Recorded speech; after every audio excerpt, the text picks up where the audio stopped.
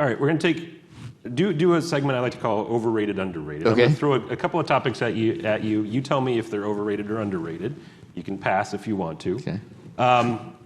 The topic du jour for everybody in learning, Yep. artificial intelligence, Yep. AI in learning. Yep. Overrated or underrated from your point of view? Ooh, that's tricky. So overrated today, underrated 5 years from now. I think we're just getting into AI. And from a technology standpoint, I think AI is going to hit, from a business standpoint, for EA, there's a lot AI is going to do. From a learner standpoint, and corporate learning and business learning, I think we're not there yet.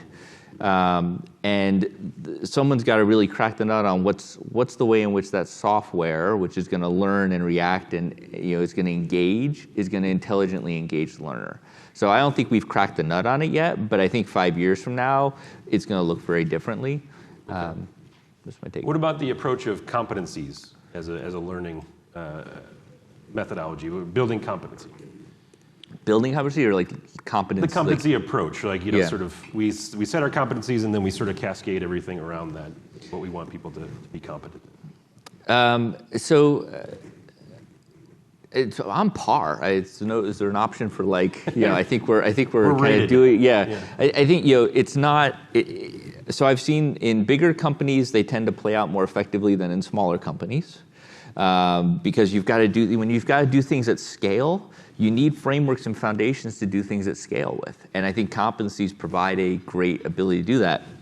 Now, I've also seen where they're taking what I would characterize as too far. Right, too much detail, more than people can absorb, more than they actually can be used in an applicable way. I loved earlier someone was talking about just the real deep focus on outcomes and outcomes for the learner. And at the end of the day, it's got to go back to what's the result we're trying to get, what's the impact, and if we can leverage competencies to help us get there, if they become the foundational piece, great. When it becomes this gigantic spreadsheet with hundreds of definitions that no one can absorb, then it's no longer usable. Right. So it's all in how you use it, that is, whether it's overrated or underrated. Yeah.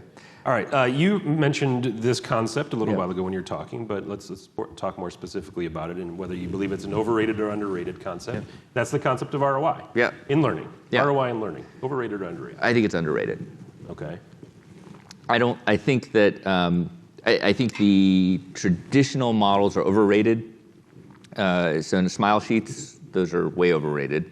I think the idea of really getting to true ROI. So there's risk associated with it, right? So we approach it from a business case point of view, which is I'm going to build a business case of ROI, and I'm going to have assumptions built into the value that we see us creating, linked to the business, and I'm going to let you debate me on those assumptions. And when you knock all the assumptions down by 50% or 75%, we've still got a higher value per cost. And that's what we're trying to do in terms of building executive support. I think ROI is a great way to be able to talk to the business and engage business leaders in the things they care about. The risk is you can run a program that doesn't get an ROI. You can run a program that actually doesn't generate value. And then it becomes a question of, should we be running those programs? Yes, I think we should. But I think it's a question of understanding what are the goals and objectives. So I think it's underrated. I think we can use it more effectively, particularly in high-end leadership development and in sort of the high-touch programs. And for the programs that are more for the masses, I think you use different metrics to assess. We had a program called Hero Academy, which was fundamentally about getting every employee to listen to what our players are saying, right? So this was a program that actually put participants on the phone with customers as the customers were doing live service calls. And you got to listen in to the customer support person, and the CEO said, every person in the company is going to do this. We didn't try to go for what's the ROI for that. We said, we're going to make sure this happens, and then we're going to quantitatively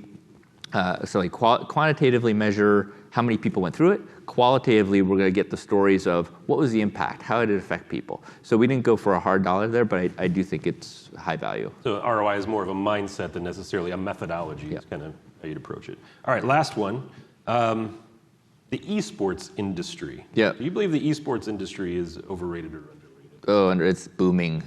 Booming in what way? It's going. I think the idea of being a we internally joke about being participants, right? So you're participating, you're playing.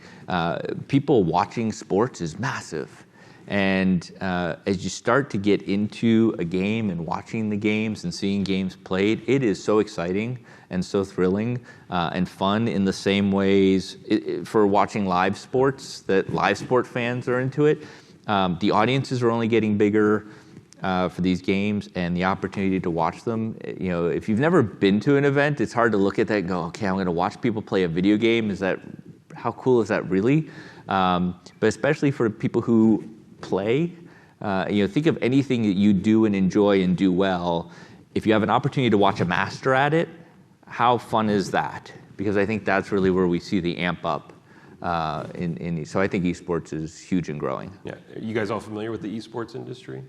So yeah, it's sort of like there's these professional teams, and maybe EA sponsors one. I'm not sure, but they will sponsor players of video games, right. And they will then go to a competition, and it'll be in a massive stadium with thousands of people watching them play the games. Yeah, it's absolutely blown up in the last 5-6 years. It has, and people are making livings, being paid millions of dollars to be top players. Yeah. So there's a career path for your son, and then you can go to dad. Hey, guess what? Yeah. You know. So all right, final question before we bring up Erica here.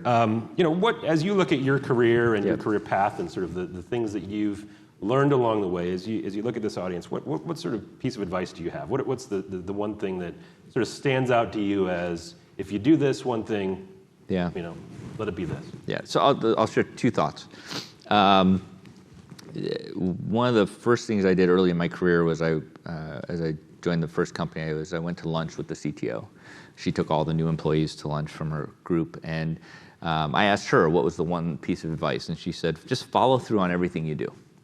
And for whatever reason, that stuck with me, and it's made a difference, right? Just being really high integrity on, if I say I'm going to do something, I'm going to do it. I'll communicate to you. I'll track with you so that you know it's going to happen. That's been super high value.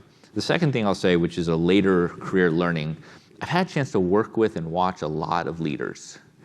And the thing that I come back to, and I mentioned it earlier, this notion of filling people's buckets, which I really hadn't ever encountered, ironically, until I had a kid, is so powerful. The best leaders I see are not the people who are the most knowledgeable, the most savvy, but they are the people that they really do a great job of acknowledging and recognizing what everyone else is bringing to the table in a way that makes those people feel good, want to work with them, want to engage with them. It's one of the reasons I think I've been at EA for 10 years. I never planned to stay anywhere for 10 years. I was like, that's crazy.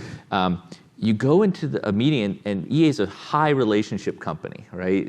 It's all about relationship and connecting, and the folks there are fun, they're funny, they're smart, and they care, right? And they listen and they pay attention. So it's like you get into these conversations and you're like, wow, I really like this person. I want to do things for this person. And I've been amazed by the number and quality of high quality leaders at EA who are just so focused on that relationship dimension, and not necessarily the best or bravest or smartest, but they are so good at getting everyone around them to give their very best. And I've seen that as well outside. So that would be my other thought. Great. Well, thank you, Brad, for taking time to share with us your perspective and journey.